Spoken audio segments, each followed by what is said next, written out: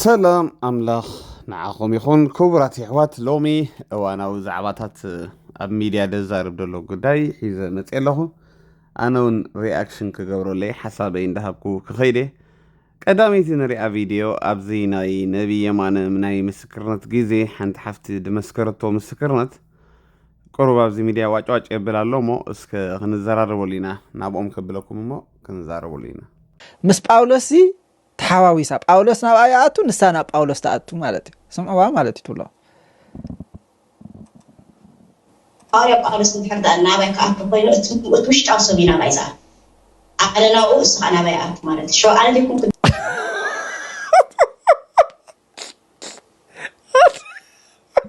فتوينات أيو أنا خاناتو يديدو المهلي sorry guys I can't أنا ويا إخزارب حاسيبه مالتي جن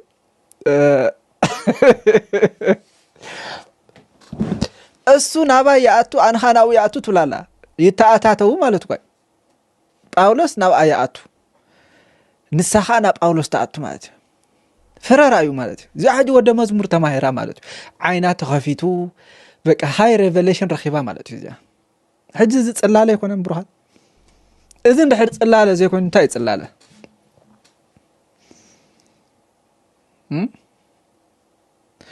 نسانا باولوس تأتو باولوس نابا يأتو حجي أبي مالت سالساي سب دي خسرح نا كلتي أم دلو سالساي سب دي خسرح ولا خم زي حجة قروب تخبدي مالتي مالت كميو زي باولوس يأتو أباخا سخاها باولوس تأتوس I think أنا ندعيكو معينة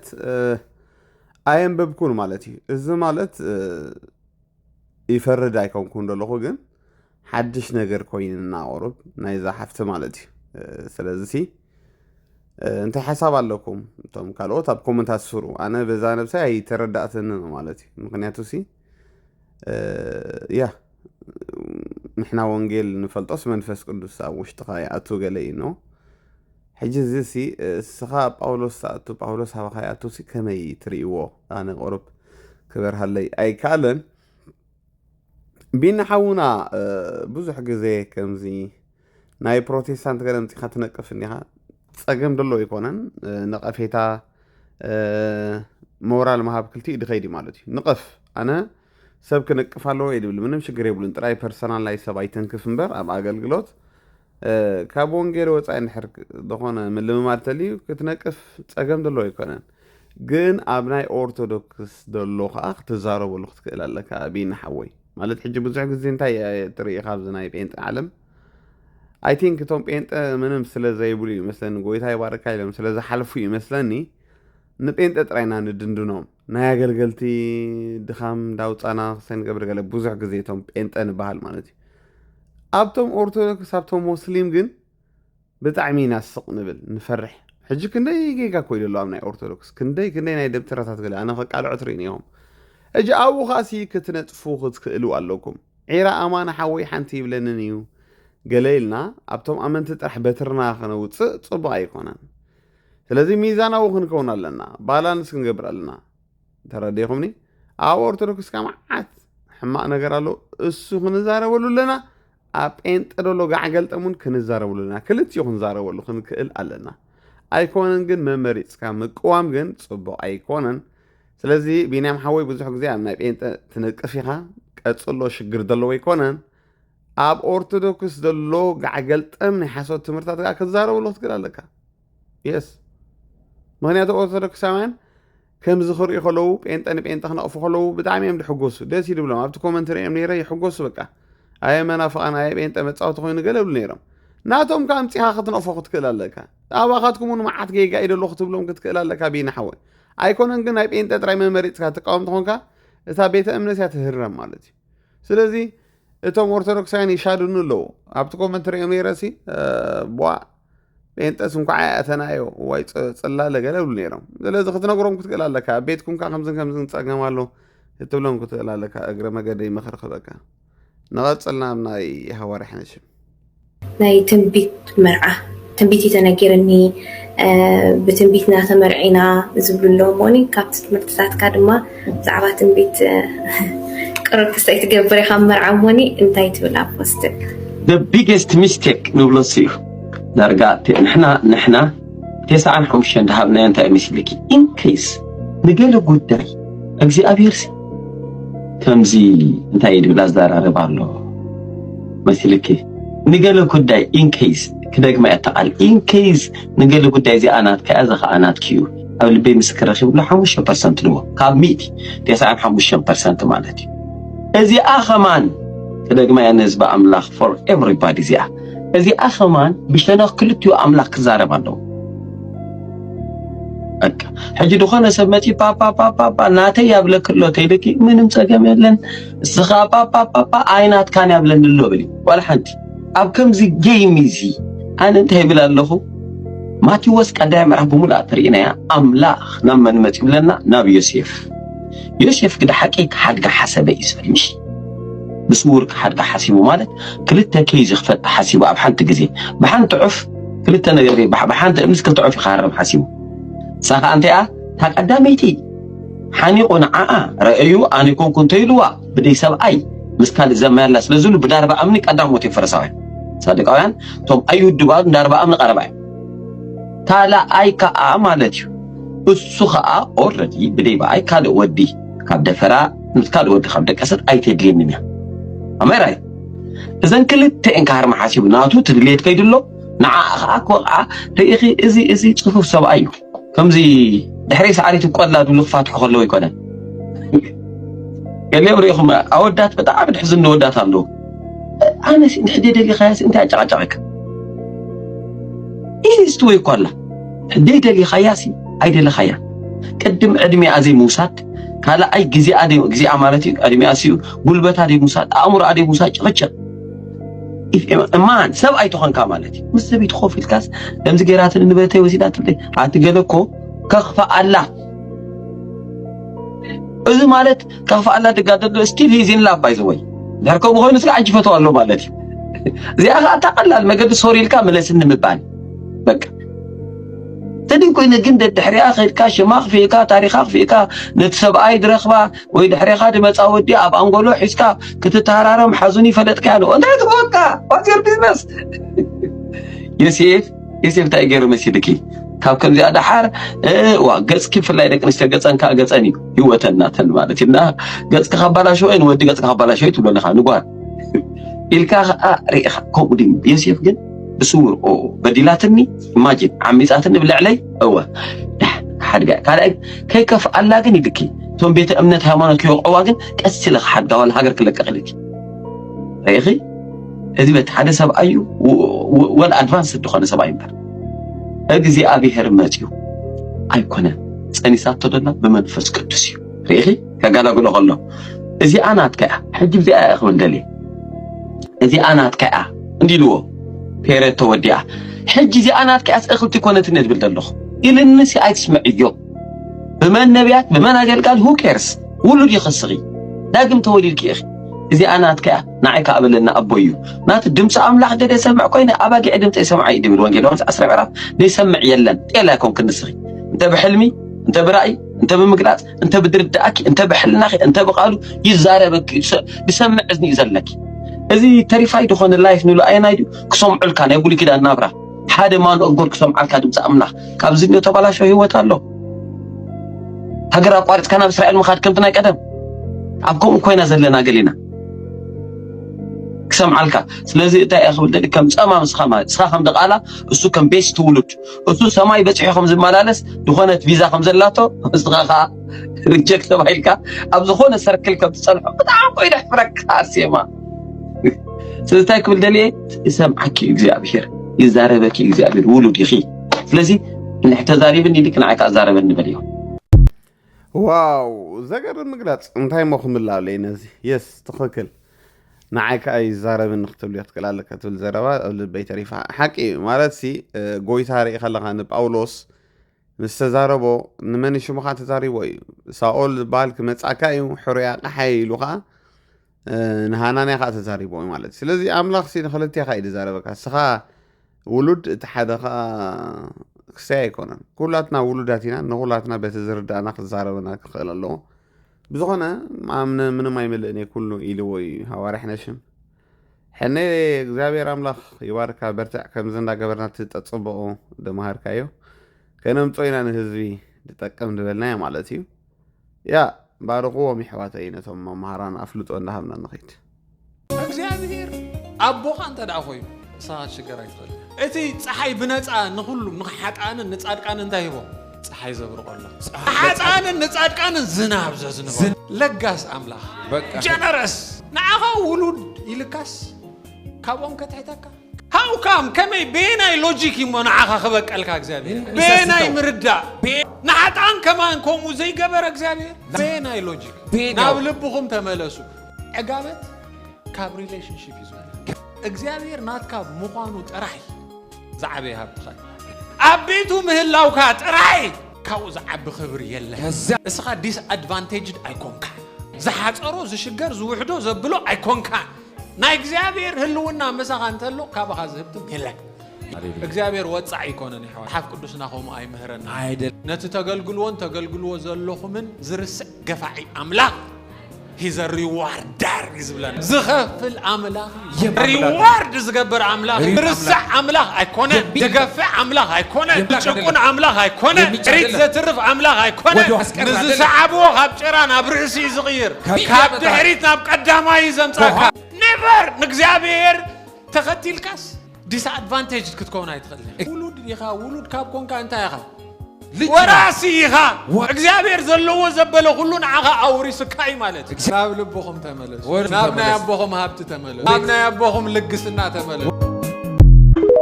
ጎይታ ክትሕጎስ ጥራሕ ይዘለኹ ዝገርም ነገር ጎይታ ኣባኹም ሕጎስ ስለምንታይ ብክርስቶስ ኢኹም ዘለኹም እግዚአብሔር ንክርስቶስ ክሪኦ ከሎ ባህ ከም ዝብሎ ከምኡ ይባህ ዝብሎ ባህ ምስ ረኣዮስ ብኡ ዝሰመርኩ ብኡ ዝተሓጎስኩ ብኡ ባህ ዝበለኒ ወደይ ኢልዎ You are in Christ. I wish the Christos ይኹም ዘለኹም ማለት ከኢኩም ከሎ እግዚአብሔር ንዓኹም ዘይኮነስ ንክርስቶስ እዩ ዝርዩ ደስ አይል መንፈሳዊ ምስጢር እዩ ጎይታ ተሓጎሱ ማዓስ ኩሉ ጊዜ ኩሉ ሰዓት በጎይታ ተሓጎሱ በቃ ጎይታ ተሓሲብካሲ ሓዘን ዲፕሬሽን ገለስ ክስማዓካ ዘይብሉ ከምኡታት ነገር ተሰሚዕካ ዘይረኣኻዮ ነገር ኣሎ ማለት ወይ ኣመለኻኽተኻ ገለ ተዳራብሽሎ ማለት ምክንያቱ ንጎይታ ተሓሲብካ ስራሕ ጎይታ ተሓሲብካ ውዕለት ጎይታ ተሓሲብካስ ሓጎስ ጥራሕ ይስማዓካ ዘሎ ፍርሒ ክስማዓካ የብሉ ኩነኔ ክስማዓካ የብሉ ወይ ዝኾነ ዓይነት ካልእ ስምዒት ክስማዓካ ኣይግባእን ብጎይታ ብጣዕሚ ደስ ክብለና ባህ ክብለና ይግባእ ኢየሱስ ክርስቶስ ጎይታ ጌርና ምስተቀበልና በጀካ ጎይታ ኢየሱስ ኣብ ህይወትና ክስልጥን ዝኽእል የለን ማለት እና ናይ ዝኾነ ባሪያ ክንከውን ኣይንኽእልኒና ማለት እዩ ናይ ዝኾነ ነገር ጉዙዓት ክንከውን ኣይፍቀደልናን ናይ ሓደ ጎይታ ጥራሕ ንሱ ኢየሱስ ይባሃል ኣስዋይን ኢየሱስ ከም ጎይታ ተቀቢልና ንኻልኦት ጎይቶት ኣለዎ ናትና ጎይታ ግን ልዕሊ የብሉን ዝለዓለ ጎይታ ሃሌሉያ ጅስኹም ወረስቲ ኢኹም ማለት እንታይ ማለት ናብ ግዝኣት ኢኹም ኣትይኹም ካብ ሕጅስ ገዛዕት እምበር ተገዛዕቲ ክትኮኑስ ኣይትኽእሉን ውሉድ ካብ ኮንካ ወራሲ ኣምላኽ ኢኻ ኣምላኽ ባዕሉስ ውርሻኻ እዩ ንኣምላኽ ኢኻ ትወርሶ ኣምላኽ ዘበለ ኩሉ ናትካ እዩ ማለት ናይ ኣምላኽ ሃብቲ ናትካ ሃብቲ ናይ ኣምላኽ ክብሪ ናትካ ክብሪ ስለዚ ኢየሱስ እቲ ዝሃብካ ንኽብሪ ሃብክዎም እዩ ስለዚ እቲ ሓይሉ ተማቒልካ ኢኻ ኩሉ ኸኣሊ ኮንካ እንትኸውን ናይቲ ኩሉ ኸኣሊ ሓይሊ ግን ተማቓሊ ኢኻ ሓይሉ ዝመቕለካ ስለዚ ናይ ትንሳኤ ሓይሊ ኣባኻ ዝሰርሕ ብክርስቶስ ንስኻትኩም ሓያላት እምበር ድኹማት ኣይኮንኩምን እዩ ዝብለና ክትገዝእ ተኾይንካ እኮ ዘግዝእ ሓይሊ እኮ የድልየካ ኣብ ህይወት ብዙሕ ክገዝኡ እዮም ኢልዎም በመን ንዓኻትኩም ክትገዝኡ ተኾይንኩም ናይ ምግዛእ ሓይሊ የድልየኩም እዩ ተዋሂብኩም ኢኻ ኣብ ህይወትኩም ተጋጊኹም ናይ ትዕቢት ክስታት የትኸፍቱ ተጋጊኹም ሳናይ ፀላይ መንገዲ ናይ ሰይጣን መንገዲ ተጋጊኹም ስግደት ከይትደልዩ ካብ ሰብ ኮነ ደረጃ ብፅሑ ማለት ኣምላኽ ንዕብያት እንታይ ዝገብሮ ፃረሮ ይካላይከ ይማዓቶም ንትሑታት ጸጋ የብዝሓሉ ሰብ ክዕበ ምኽንያት ይብሉ ስለዚ ኣብ ትሕትታ ፅንዕቲ ኢድ ኣምላኽ እንታይ ግበሩ ትሕት በሉ ትሕትና ምትሓዙ መስልብ እዩ ኢየሱስ ኣነ ልበይ ትሑት እዩ ትሕትና ናይ ርእሲ እዩ ሓሳብኩም እቲ ናይ ክርስቶስ ሓሳብ ናይ ክርስቶስ ሓሳብ እንታይ ናይ ትሕትና ሓሳብ ስለዚ ሰብ በተሓሳስቡ ብልቡ ትሕት ክኾን ኣለዎ ማለት ኣምላኽ ውሽጢ ዝፈልጠ وردات أيكون مصحف قدوس تحت قولي ينبر توارد يكون بعين سبكم ومسل تحتنا نجزابير ستحت كاي ترسعني ستات صنعتي نعم لا خيرات እግዚአብሔር ጋር በጊዜ ታጋብራችሁ ያለعلكم ከመርሆኩም there is time just an እግዚአብሔር faithful ሰክሩ ሰዓኩም አምላክና ይርሳክ ዘክብር እግዚአብሔር አሜን ናቱ ተባባሉ እግዚአብሔር ሰባት አፍልጦ ሆቡናይና አይነጅብርኒ ኢየሱስ ዛሃበና አፍልጦ ሆቡሊና ክብር አምላክ ዘራያ ሰብ ዓለማው ክብረት ይናቆት እግዚአብሔር ግሎሪ ዘራያ ሰብ ስለዚህ ጸግም ካብ ሰባት ክብር አይደልኝ ባና ካብ ሰባት ክብረት አይደልኝ ኢየሱስ ካብ ሁሉ በረከት ዘዓብ በረከት ወልድነት ካውልድነት ዘዓብ በረከት የለም እግዚአብሔር ቅዱስ አምላክ ቅዱስ ማለት ዝተፈለየ ማለት በይኑ ማለት ካል ክላስ ማለት መላእክት እግዚአብሔር ቅዱስ ይኻብሎ ሆሎ ምስማንም ካል ክትምደባ ይትኽልኒ ካ ማለት ዛባ ኃጢአትን ገለን ቅድስና ናይኮነን he's in a class of his own ካብ ዘመናት ሓደ እዋን ግን ደቅ ክላሱ ክጽውዕ ደሊ እግዚአብሔር ናፍትናቱ ክላስ ከእትወካ ደሊ እግዚአብሔር ናፍትናቱ ግሩፕ ከእትወካ ደሊ እግዚአብሔር ሰዋይ ብናት ከቅድስና ናብና እግዚአብሔር ነገር ክትአቱ ዘይትኽእል ብናቱ ቅድስና ናቱ ቅድስና እንደሕር ተኻፊልካ ብናቱ ክላስ አቲኻልካ ውሉድ ስለዝኾንኩም ይልቃል አምላክ ተአባ አቦ ኢሉ ዝጽውዕ መንፈስ ወዱ ናብ ልብና ለአሆ ናብቶም ናቱ መጽ ቶምናቱ ኻይ ተቀበሉ ቶም ዝተቀበሉ በስሙን ዘአመኑ ውሉድ አምላክ ኮሆኑ መሰል ስልጣን ሃቦም ናቱ ዘርኢ ናቱ ዓለ ናቱ ክላስ ናቱ ህይወት ዝማቀሉ ማለት ውሉድ ስለዝኾንካ ወራሲኻ ውሉድ ስለዝኾንኩም ኢሉ ነቲ አባ አቦ ኢሉ ዝጽውዕ መንፈስ ወዱ ናብ ልብና ለአኹ ልክ እቲ ኢየሱስ አባ ኢሉ ዝጽውዓሉ ዝነበረ ስፒሪት ልክ ከምቲ ኢየሱስ ናብ አቦ ቀርብ ከሎ አቦ ዝብሎ ብመሰል እቲ መንፈስ ተአባኻ አትዩ መንፈስ ውልድነት ተቀቢልካ አለ ክትከውን ተኾንካ ውሉድ ጥራይ አብሊ ኪዳን ዘ አሚልኪያስ ምዕራፍ 4 ጥቅስ 1 ንስኻትኩም ድማ ክትወጹን ከም ብተይ ደንበር ክትዕንድሩ ይሁን ንዓኻትኩም ስመይ ትፈሩ ግና ፀሓይ ጽድቂ በትበርከልኩም ያ ምድሓንካ አባኽናፉ ብዛዕባ መንጻና ኢየሱስ ይዛረብ ፀሓይ ጽድቂ ክትበርከልኩም ያ ህብል ከሎ ብዛዕባ መንጻና ኢየሱስ ይዛረብ አባኽናፉ ፈውስ አሉ እዚ አኽናፍ ዝብል ቃል ምስቲ ዘፈር ዝብል ቃል ተመሳሳልነት አሉ ስለዚህ ፀሓይ ጽድቂ ኢየሱስ ተዳሆ አባኽናፉ ፈውስ ኢየሱስ መጽ ተዳሆ አኽናፉ ዘፈሩ ተዳሆ ስለዚህ አብዝ ዘፈሩ ተዳተኪ አው ፈውስ ነው ይስብከለ ጽሑፍ ስለዚህ ዘፈሩ ተዳተኪ ሃዌ ስለዚህ አባኽናፉ ፈውስ ነው ይሉ መድኃኒት ነው ይሉ ንዕሩ ተዳተኪ ፈውስ ሓልፈ ያኒ ኢሚዲየትሊ መስተንኪየቱ أو خلوا فوز حلف أسر كسبحين تقتل أسر فوز إذا تقتل شو بقى عزت تقتل نحرد زفر كده أن يسوس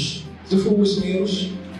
تكون دور ده هم يقول مالك إذا شاركي زين تحصل لو إذا زفر بس جا يسوس كونتاكت سلزلوي نبغى كانوا سلزت تسجعس نايفوسي مسافة توي سهولة أن تيفواسي مالك دولة أن تيفواسي مالك بس السجاز تسجع شرق خافو بس السجاز بالحكايوس كم عينة فوز دولة عينة حي هنا الحمد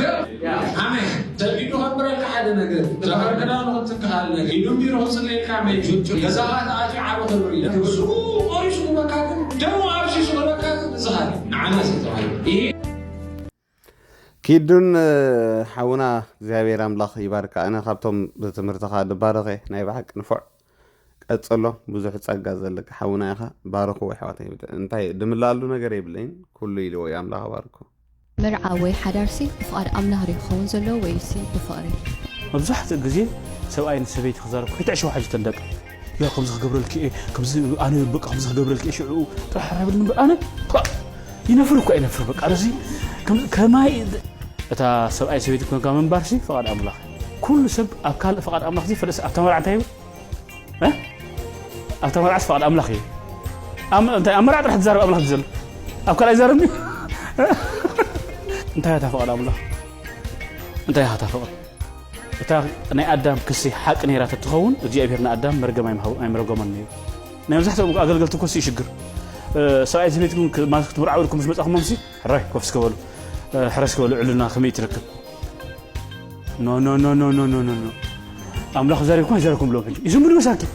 قلت فتوى لا سالو نحن تقارن يسبركم ماس تفتوى أب أكلاتاس قلت فتوى مسر أخو ما تشم من فساري أخو ما يتمر عونهم فلتي تنهني من كاول على مس ልብህ ሙሉ ዝብለካ ሽዑ በቃ አትነ ሃኒሙን ልብህ ይዝሙሉ በቃ ولا عقفت دحني خي ጫማ ውጪ ከባልኻ ቀግለት ገብ دحرم سوتكاس ولا تعقي فاسي اهي تسان كمان قاو وبسي اتقزيت بلي اكل دحني خي حجي تطاولا دو تحش تاغرا اغرا تغيرني طاولا كن غيرها خلي غزي انا لازم دحني خي كل بس طاولا كسركيو ابتحني ممكن كو اكمتن ولا حاجه ممكن دار ايت كلا كبرتي بكير شوح هتبلا تزغمالو حجي خي خلص انا بكلو هو كل ما عطى هاري من تتنبك طعم زي كريستيانو perspective كلنا كنا ناسي what is the Christian perspective the كريستيانو الرأي اب dating وزي boyfriend girlfriend محاز كل ما عالتي انت هم صريحنا افقر النبور اب حداركم افقر النبور كل ما عالتي ولا هم قال حدار بسقولكم جيجا مرج احمد نبرت ወይ ከምዚ ገለ ነገር ተመጽዩ ነው ወይ ተፈውሰን ቃላቲ ትልልኩ ጎይታ ይባርካ ነብይ የማን አለው ብዙሕ ጽቡቕ ትምርታት ማለት ያ ሓደ ሓደ ያነ ደይሰማ ማዕንበር አለው ከምዚ ኢታትሪ خلኻ ደሃን ጽድቅም ሰአሎ እጂ ኩላትና ክንመሃረሉ ዘለና ነገር ታይ ኣሕዋተይ ከምዚ ምሻለካ ንሓደ ሰብሲ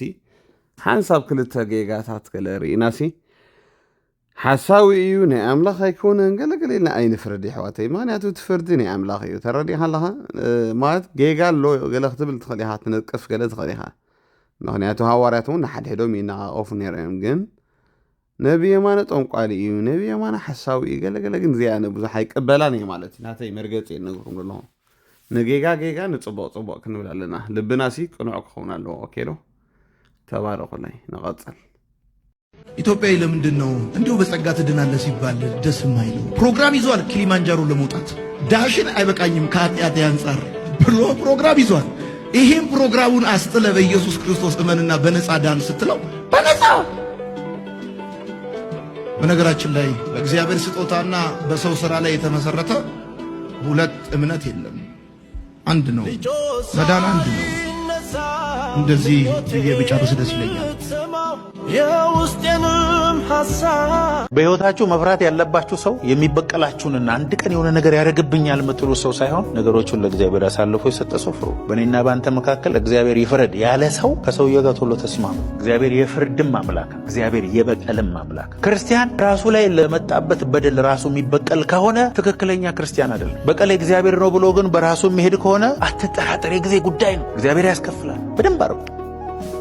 ገስተን ዘይት ገስተን የተጸለየበት ዘይት ስትገዛ ሲጀመር በቃ ፈውስ የለም ማለት ነው አለቀ። ምክንያቱም ፈውስ ጸጋ ነው፣ ፈውስ ነፃ ነው፣ ፈውስ ነፃ ነው። ማናቸውም መንፈስ ቅዱስ የሚሰራቸው ነገሮች ሁሉ በክፍያ ሳይሆን በነፃ ናቸው። ልብ በሉ። ክፍያ ሲሆን እግዚአብሔር እጁን ያወጣል፣ እግዚአብሔር የለበትም። ከዛ ላይ ብትፈወስም እንኳን ሰሞኑን መልሰ ያማል። የእግዚአብሔርን ነፃ ስጦታ በገንዘብ ለመግዛት፣ በገንዘብ ለማግኘት፣ በገንዘብ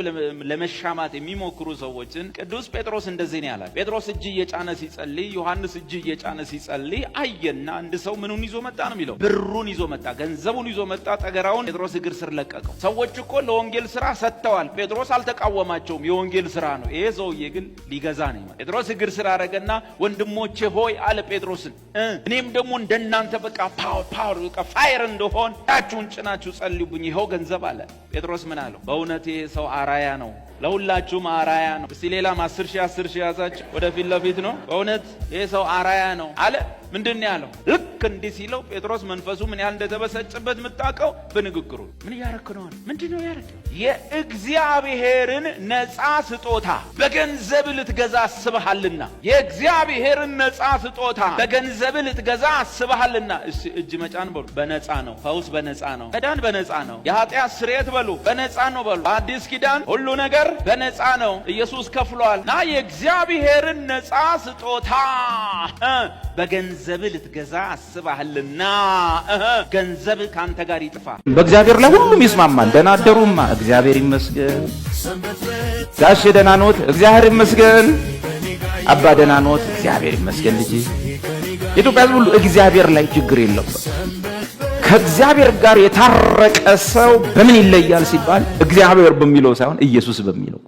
እንድንበት ዘንድ እግዚአብሔር የሚል ስም አልተሰጠንም። እንድንበት ዘንድ የተሰጠን እግዚአብሔር በምን የመጣበት ነው? በሰውነት ሲመጣ የተሰጠው ስም ምንድነው? ኢየሱስ ነው። እዚህ ጋር ሲደርስ ነው ጦርነቱ የሚመጣው። እግዚአብሔር ላይ የኢትዮጵያ ችግር የለበትም። እግዚአብሔር በሰውነት ሲመጣ ስጋ ሲሆን ለራሱ ያወጣው ስም ምን የሚል ነው? ኢየሱስ። ሰው የሚድነው በሰውነቱ በወጣለት በአምላክ ስም ስለሆነ በዚህ ስም ላይ ሰይጣን ይዘምታል ማለት ነው። እግዚአብሔር ማለት ትችላለሽ። ያው ምን በብሉይም እግዚአብሔር ነው፣ ግን አልዳንክም። እግዚአብሔር ምን ሆነ? ስጋ ሆነ። ስጋ ሲሆን ስሙን ማን ትለዋለህ ወይም ትይዋለሽ? ኢየሱስ ትይዋለሽ። ኢየሱስ ምን ማለት ነው?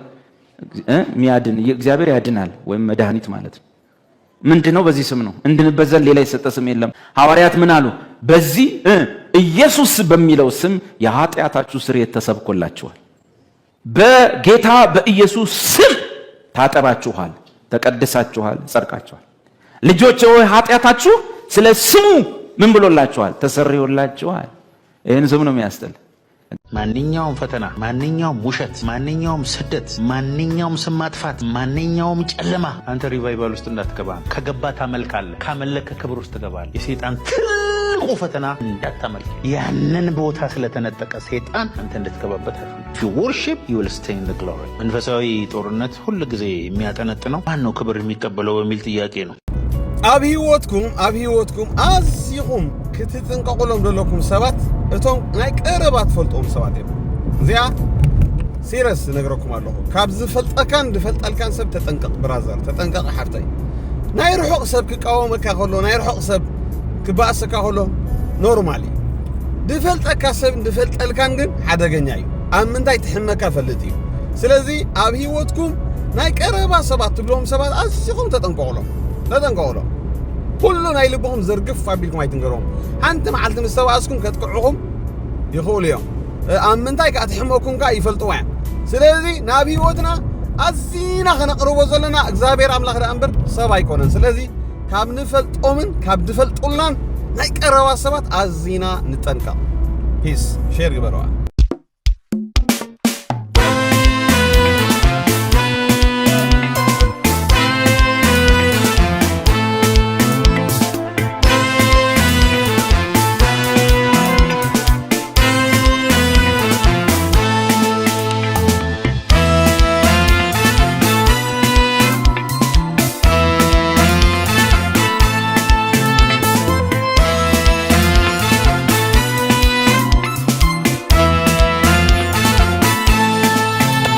لكان غنتو أيكونكون زغوي زلخواني لكان غنتو أيكونكون زتعر زلخواني لكان غنتو أيكونكون زغوي زلخواني لكان غنتو أيكونكون زتعر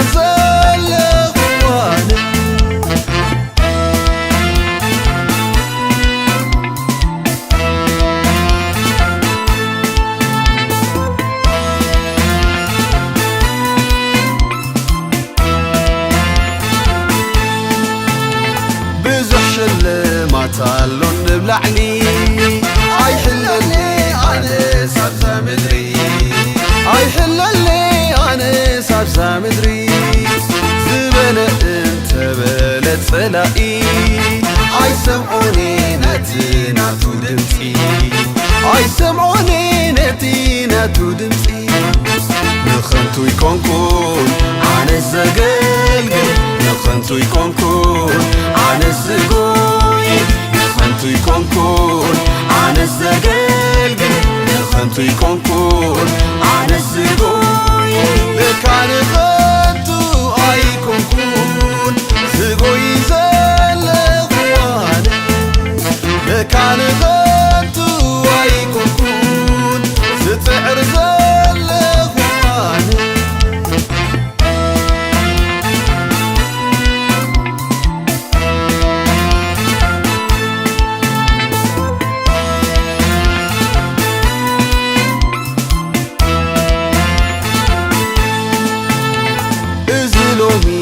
حالفو مكرا صبح نبوك يخوني روا صبح نبوك ኣይተርፍንዩ ጎይታ ኢየሱስ ክኽሕሰኒ እዩ ጎይታ ኢየሱስ ክኽሕሰኒ እዩ ንኸንቱ ይኮንኩን ኣነ ዘገልግል ንኸንቱ ይኮንኩን ኣነ ዝጉይ ንኸንቱ ይኮንኩን ኣነ ዘገልግል ንኸንቱ ይኮንኩን ኣነ ዝጉይ ለካ ንኸንቱ ኣይኮንኩን ዝጎይ ዘለኹ ኣነ ለካ ንኸንቱ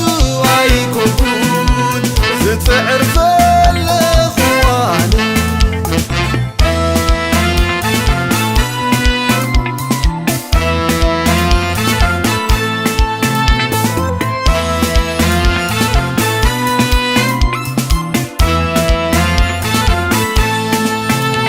ጸላእየይ እንተ ባጨወለይ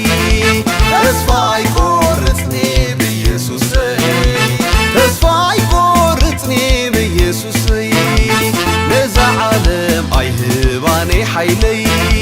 ከገልግል ነቲ ዝሞተለይ ከገልግል ነቲ ዝሞተለይ ንኸንቱ ይኮንኩን ኣነ ዘገልግል ንኸንቱ ይኮንኩን ኣነ ዝጉይ ንኸንቱ ይኮንኩን ኣነ ዘገልግል ንኸንቱ ይኮንኩን ኣነ ዝጉይ ለካ ንኸንቱ ኣይኮንኩን ዝጎይ ዘለኹ ኣነ ለካ ንኸንቱ ኣይኮንኩን ዝፅዕር ዘለኹ ኣነ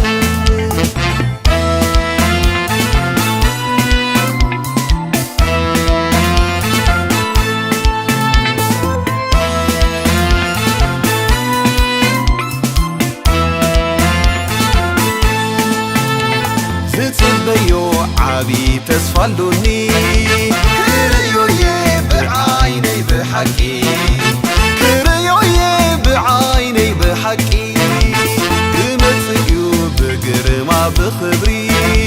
ኢየሱስ ተዓጂቡ ብመላኽቲ ክወስደኒ ናብቲ ናተይ ርስቲ